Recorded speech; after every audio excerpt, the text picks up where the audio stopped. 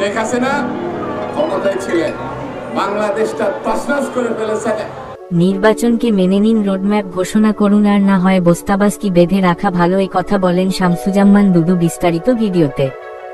নির্বাচন মেনে নিন, রোডম্যাপ ঘোষণা করুন, বাংলাদেশের মানুষের অধিকার ফিরিয়ে দিন, তারা যেন একটা ভোট তার পছন্দের প্রার্থীকে দিতে পারে। এটি মেনে নিন, দেখবেন রাতারাতি সকল সমস্যার সমাধান হয়ে আসবে।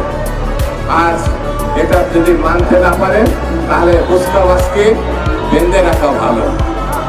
এই কারণে গণতন্ত্রের কোনো বিকল্প নাই। গণতন্ত্র ভোটাধিকার না আসলে পরিণতি অতীতের মতো হতে পারে। এই কথা আপনাদের বলতে আমাদের খারাপ লাগে, কারণ আপনাদেরকে ক্ষমতায় আমরা বসিয়েছি, বিএনপি বসিয়েছে, ছাত্র জনতা বসিয়েছে। এই কথা আমাদের বাধ্য হয়ে বলতে হয়। গতকাল আমাদের প্রিয় নেত্রী, দেশনেত্রী, আপসীর নেত্রী, যিনি তার সমগ্র জীবনটা গণতন্ত্রের জন্য, দেশের মানুষের জন্য, কৃষক, শ্রমিক, মেহনতি মানুষের জন্য উৎসর্গ করেছেন, সেই নেত্রী গতকাল বাংলাদেশে ফিরে এসেছে। বাংলাদেশে শুধু ফিরে এসেছেন এইটুকু বললে সবকিছু বোঝানো যাবে না। বাংলাদেশটা, ঢাকা শহরটা সেদিন তাকে বরণ করার জন্য কেন্দ্রীয় পাইকারি এয়ারপোর্ট থেকে তার বাড়ি পর্যন্ত যেভাবে জনস্রোত তৈরি হয়েছিল, এই জনস্রোত হচ্ছে গণতন্ত্রের মাতাকে বরণ করা, গণতন্ত্রকে বরণ করা, স্বাধীনতাকে বরণ করা। এটি যদি বর্তমান সরকার বুঝতে পারে তাহলে সমস্যার খুব দ্রুত সমাধান হবে।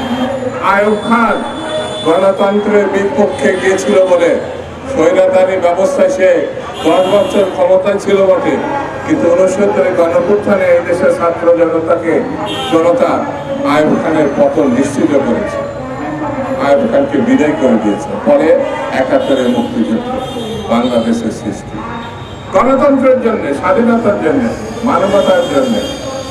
সেই গণতন্ত্রের লড়াই দীর্ঘ পথ পেরিয়ে 90 গণতন্ত্র, মানুষের অধিকার, 24 গণঅভ্যুত্থান, হাসিনার স্বৈরতন্ত্রের বিরুদ্ধে, গণতন্ত্রের পক্ষে। এটি যদি বুঝতে এই সরকার ব্যর্থ হয়, এর থেকে দুঃখজনক ঘটনা আর দ্বিতীয়টা থাকবে না। দীর্ঘ 15 বছরের যে লড়াই বেগম খালেদা জিয়ার নেতৃত্বে, এই দেশের বিরোধী রাজনৈতিক দলের নেতৃত্বে, ছাত্র দলের সহ প্রায় 4,000, প্রায় 5,000 নেতা কর্মী, বিরোধী দলের তারা আত্মহত্যা দিয়েছে, তারা গুম হয়েছে, নিখোঁজ হয়েছে। এটা যদি বর্তমান সরকার না বুঝতে পারেন তাহলে গণতন্ত্রের প্রতি তারা শ্রদ্ধাশীল, গণ আন্দোলনের প্রতি শ্রদ্ধাশীল, গণঅভ্যুত্থানের প্রতি শ্রদ্ধাশীল, এটি বলা যাবে। সেই জন্য আমি বক্তৃতা সংক্ষেপে বলি, আইয়ুব খানের দিকে তাকান, পালাইছে গণতন্ত্র না মানার কারণে। শেখ মুজিব একদল করার কারণে তার ভয়ঙ্কর বিপজ্জনক বিবেকান্তক ঘটনা ঘটেছে গণতন্ত্র না মানার জন্য।